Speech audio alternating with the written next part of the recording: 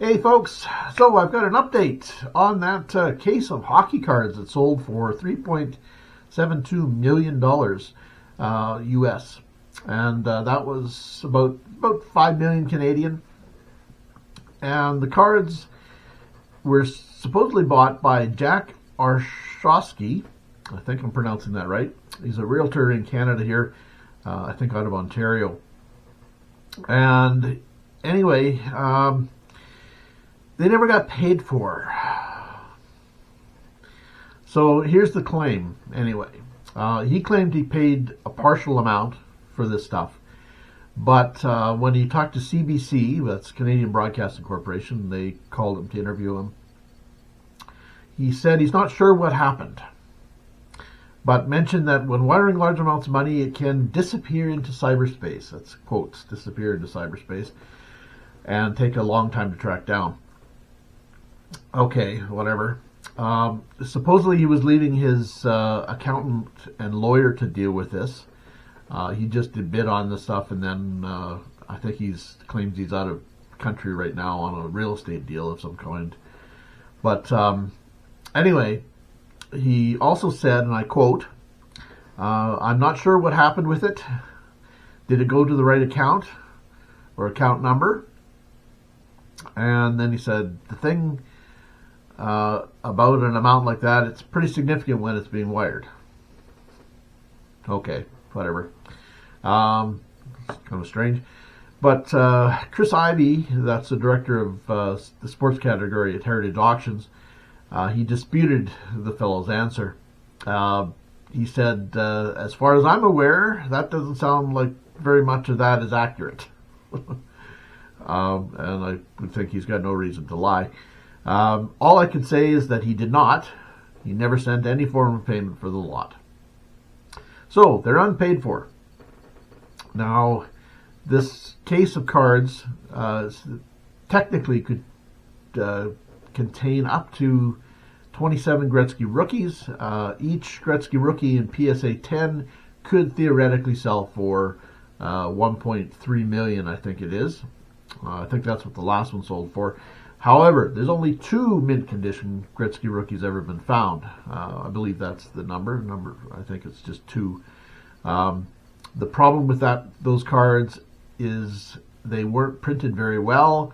They were miscentered, they were miscut, and have printing errors and such kind of damage on them right out of the package. So a condition 9, as an example, which is only a notch below grade 10, the top grade, but so one down is only about valued at around $132,000. So that's how fussy the collector market is, and how much a card can be devalued with one grade lower. So yeah, and it dramatically drops from there. So anyway. So this case of cards, like I said, is now unpaid for and is going back into auction. Don't know when yet. I don't think there has been a scheduled sale that they're being consigned in this time, but they are going back up for sale. As the owners, if I was the owner, I'd be pretty annoyed, personally, thinking you're a millionaire when you're and the payment never goes through and your money doesn't ever get there. I think that it'd be pretty annoying for the family. But anyway, yeah. My belief is there are more cases out there anyway. I had heard there was some of the cases came out in the 80s, early 90s, something like that, and they were bought up by collectors. So I'm sure there's some other cases somewhere. It's just a matter of time before they end up popping out. People are probably hanging on to them just to increase their value, or watch as the value increases. I guess we'll see. Anyway, so that's where it sits. Unsold, not sold. It remains to be seen as to what they'll sell for this time.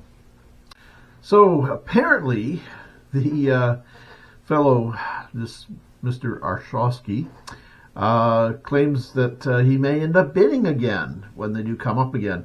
However, he doesn't know how these things work, obviously. Chris Ivey shot that down, saying that any person who participates in an auction and doesn't pay, their account is permanently suspended. Well, of course, if you're not going to pay for a bid or your bid, which is a binding contract, something's going to happen. There's going to be repercussions. Yeah, kind of annoying. Now, they said this is a rare occurrence for the company, and less than 1% of the lots go unsold or unpaid for, rather. Now, he went through a vetting process of being creditworthy to bid on these. So he was vetted, but something obviously is strange on his end. There was they interviewed a editor, Sports Collectors Daily, Rich Mueller, and he said that this was his thought. Maybe he realized that there was going to be a cost to receive this thing and to have it shipped to him or to store it somewhere here in the States. So that's possible. I'm wondering whether he just had bidder's remorse in general and just didn't want to spend the money. Maybe his money is tied up and wasn't that liquid to begin with. Who knows? So I'm sure the family's ticked off or annoyed. Rich Mueller also said, I'm sure there were dozens of phone calls and legal options and conversations with the consignor about, what do you want to do? Do you want to put it back up for auction? Do you want to sue this guy or what? So yeah. Anyway, they didn't comment as to whether they're considering legal action or not, but they did speak with the consignors and determined reoffering the case up for auction again is the best step.